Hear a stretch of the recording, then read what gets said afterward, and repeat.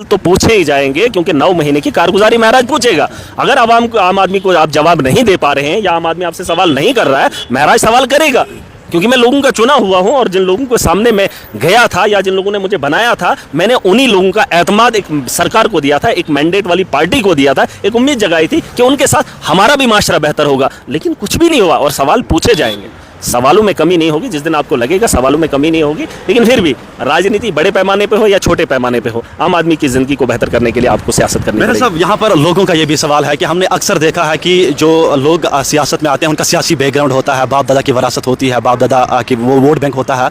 महराज मलिक कहाँ से आया है? क्या कोई सियासी बैकग्राउंड रहा है या फिर खुद मैदान में उतर कर उन्होंने? परिवार में से कोई था मीडिया रिपोर्टर? नहीं था। हाँ, तो बस, अरे आपको काम अच्छा लगा, आपने शुरू कर दिया। हमें ये काम अच्छा लगा तो हमने किया। लड़ाई लड़ने का शौक है हमारा, मजलूम के साथ खड़ा होने का शौक है, अच्छा लगता है हमें, तो हम आगे। और इस काम को करने के लिए लाखों नहीं करोड़ों लोग अपने आप को किनारा कश। फैमिली बैकग्राउंड है सियासी? अरे नहीं, देखिए दुनिया में ऐसा कोई काम नहीं जो इंसान नहीं कर सकता। इंसान कोई फिरका नहीं, एक इंसान। आप ये मत बोलिए कि कोई भी आदमी उठाकर देख लीजिए, अगर वो मन बना लेगा, वो अपना मकसद चुन लेगा, चाहे उसका फैमिली उतना नहीं है, चाहे उसके पास उतना अखराजात नहीं है, लेकिन अगर मकसद बना ले, मन बना ले और उस पर चलना शुरू कर दे, कोई भी काम नामुमकिन नहीं है। मुझे दुनिया में ये बेहतरीन काम लगा और मैंने इसको अपना प्रोफेशन बना लिया और आज मैं शौक से इस काम को करता हूँ और मुझे अच्छा लगता है मजलूम के साथ खड़ा होना और जालिम के खिलाफ बोलना और सच और झूठ को सरेआम लोगों के सामने रखना। ये एक बहुत बड़ी बात, ये बड़ा मुश्किल काम समझते थे लोग। सच को सच, झूठ को झूठ बोलना लोगों के लिए बड़ा मुश्किल काम होता है, लेकिन मेरे लिए बड़ा आसान है, इजी है मेरे लिए, क्योंकि मैं समझ सकता हूँ और मैं जानता हूँ और जो चीज़ें मैं जानता हूँ उस मंजर आम पे लाता हूँ। मंजर आम पे लाने के लिए आपकी नीयत साफ होनी चाहिए, आपके पास जिगरा होना चाहिए, आपके पास कैपेबिलिटी होनी चाहिए और सवाल पूछने के लिए आपकी जुबान खुलनी चाहिए। हक बोलने के लिए आपको इंसान बनना पड़ेगा। इंसान अगर आप नहीं है, आपका धर्म कुछ भी नहीं है। देखिए, इंसान होना एक इंसानियत का दर्द रखने वाला और फिर उस दर्द का सवाल उठाने वाला। अगर सवाल नहीं उठा सकता, अगर वो हक पर नहीं चल सकता, तो उसका कोई भी धर्म नहीं है। मैं उस चीज़ को नहीं मानता हूँ। यहाँ पर आखिरी पैगाम क्या रहेगा हमारे प्लेटफॉर्म के जरिए से, जो लोग महराज मलिक को चाहते हैं, बहुत कम अरसे के अंदर आपको लाखों की तादाद में फ़ैन है, चाहने वाले हैं, क्या कुछ पैगाम रहेगा हमारे? देखिए, अभी आपने जंग से बहुत कुछ सीखा।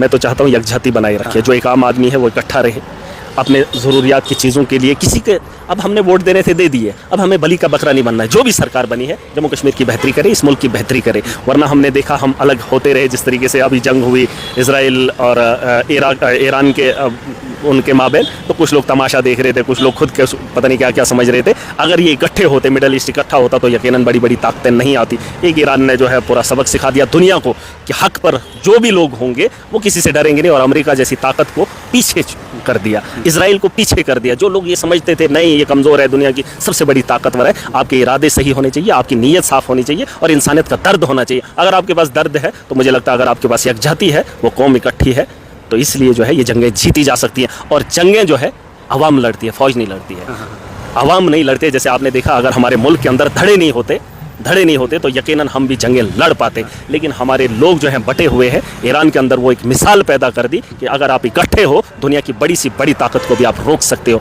ये नज़रिया होना चाहिए, ये सोच होनी चाहिए अपने मुल्क के लिए। अगर आपकी यकजहती है इस मुल्क की बका के लिए, इसको बचाने के लिए आप इकट्ठा रहेंगे, तो यकीनन हम बेहतर कर सकते हैं। बस लोगों से गुजारिश है, इन लोगों के इसमें मत पड़िए कि वो लीडर हमारा, हमने उसको वोट दिया, आपने वोट दे दिया, बात खत्म। अगर आपने सरकार बना ली, आप उनसे सवाल पूछो, आपको वोट दिया, आप हमारे लिए क्या कर रहे हो? ये सवाल पूछना बहुत इंपॉर्टेंट है। अगर महराज नया आदमी हूँ, कोई इतना बड़ा पॉलिटिकल बंदा नहीं हूँ, लेकिन समझ गया 9 महीने में सरकार काम नहीं करके पीछे हट गया, हमने क्यों कर लिया। इसी चीज़ पर मेरा एक सवाल आ रहा है कि मैनिफेस्टो के अंदर नेशनल कॉन्फ्रेंस ने बड़े बड़े दावे किए थे, एलपीजी के हवाले से, फ्री राशन के हवाले से, बिजली के हवाले से, लेकिन अभी तक कुछ खास देखने को नहीं मिला। सवाल है, लेकिन जनता के सवाल देखिए, जब चुनाव होते हैं तो चुनाव के अंदर मैनिफेस्टो डाला जाता है। तब इन्होंने ये नहीं कहा था कि किसको हम फ्री राशन देंगे, तब इन्होंने ये नहीं लिखा था हम किसको फ्री बिजली देंगे, तब इन्होंने बहुत सारी चीज़ें नहीं बताई थी। लेकिन अब सवाल पूछे जाएंगे, जिन लोगों ने इनको वोट दिया है, अब उनकी आवाज़ पर तो मोहर लग गई, क्योंकि उन्होंने अपना वजूद जो है नेताओं को दिया है, सरकार को दिया। अब उस सरकार से एक आदमी, जो एक आम आदमी की आवाज़ है, जिसको 5 साल अब अपने वजूद का पता नहीं है, लेकिन उस वजूद को बाकी रखने के लिए महराज उन सड़क के सवालों को ऐवान में सरकार से पूछेगा। और इसका आप भरोसा रखिए, इत्मीनान रखिए। और मुझे लगता है कि जिस तरीके से सरकार चल रही है, क्या आपको लगता है कि मैनिफेस्टो में से कोई एक पॉइंट भी पूरा होना? सरकार को बहुत अच्छा काम करना चाहिए था, लेकिन नहीं कर पाए। मैं वही कह रहा हूं कि दिल्ली का मॉडल जो मैं बता रहा हूं बार बार, और आपने देखा कि बाई इलेक्शन हुए, 5 सीटों पे चुनाव लड़े, 5 में से 2 आम आदमी पार्टी के खाते में आ गए। देश को एक पूरा मैसेज जाता है, काम करना पड़ेगा भाई साहब। आप ये मत बताइए हम यूटी के अंदर है, आप ये मत बताइए हम कमजोर हैं। एलजी एक तरफ से बोलेगा नहीं मेरे पास खाली पुलिस है, बीजेपी बोलेगी नहीं हमने यहाँ जम्मू कश्मीर के अंदर बदलाव लाया, बेहतरी लाई। एक आम आदमी की सहूलियत, छोटे छोटे काम है जिसको आप करने में नाकाम रहे। गवर्नमेंट हॉस्पिटल को बेहतर नहीं बना पाए, आप गवर्नमेंट स्कूल स्कूल को बेहतर नहीं कर पाए, आप नौजवानों को रोजगार नहीं दे पाए, जो रोजगार कमा रहा है उसे आप छीनने की पूरी कोशिश कर रहे हो, और वहाँ पे आप अपना बिजनेस आप खोलना चाहते हो। सरकार का इंटेंशन क्लियर है, यहाँ पर गरीबी को आम किया जाए, और सरकार भी खामोश है, सरकार कोई स्टैंड नहीं ले रही है। मैं चाहता हूँ कि सरकार, उमर अब्दुल्ला साहब की सरकार, यहाँ पर जो लोगों के साथ वादे किए हैं उन वादों को पूरा करने के लिए कम से कम सेंटर के खिलाफ बात तो करे, बोलना पड़ेगा। अगर आप बोलेंगे नहीं तो ये आपको मानेंगे नहीं, और ये गलतियां आपने की है 9 महीने के अंदर, इसे आपको ठीक करने में अभी बड़ा वक्त लगेगा। मुझे नहीं लगता, अगर बेहतर करना है तो आज आपके पास मौका है। मैंने बहुत पहले कहा था सुप्रीम कोर्ट जाना पड़ेगा, मैंने बहुत पहले कहा था कि हमने मार्च करना पड़ेगा, लेकिन ये ना मार्च का ये कह रहे हैं मोदी जी देगा, मोदी जी आ रहे हैं, मोदी जी कुछ नहीं देगा। उसने 2 करोड़ लोगों को वादा किया था नौजवानों को रोजगार दूंगा, नहीं दिया। उसने पकौड़े तलने की बात की, अब आपको बोला स्टेट वापस दूंगा, नहीं देगा। इसको छीनना पड़ेगा, और छीनने के लिए आपको खड़ा होना पड़ेगा, आपको लड़ना पड़ेगा। अगर ईरान ने कतर में हमला नहीं किया होता तो यकीनन इजराइल पीछे नहीं हटता। जब तक ना आप इनके खिलाफ खड़े हो जाओगे, अपने हक के लिए लड़ोगे, ये लोग मानने वाले नहीं है, और इनको मनवाना पड़ेगा, क्योंकि लोगों की उम्मीदें आपसे जुड़ी है। और बोलने के लिए हम जो है आपसे अलग हो गए, अब हम अकेले खुद बोलेंगे। मैंने आज भी भाजपा के लोगों को बोला था, अब तो खुश है, ना उधर के हैं ना इधर के हैं, अब तो हम जनता के साथ खड़े हैं। देखिए, मैं सरकार का हिस्सा नहीं हूँ, मैं अपोजिशन का हिस्सा नहीं हूँ, लेकिन आवाम का हिस्सा हूँ। आवाम की वो आवाज़ जो गलियों में, जो दुकानों पर, जो मतलब गली कूचों में आवाज़ें उठती हैं, उन आवाज़ को के अंदर उठाने का पूरी कोशिश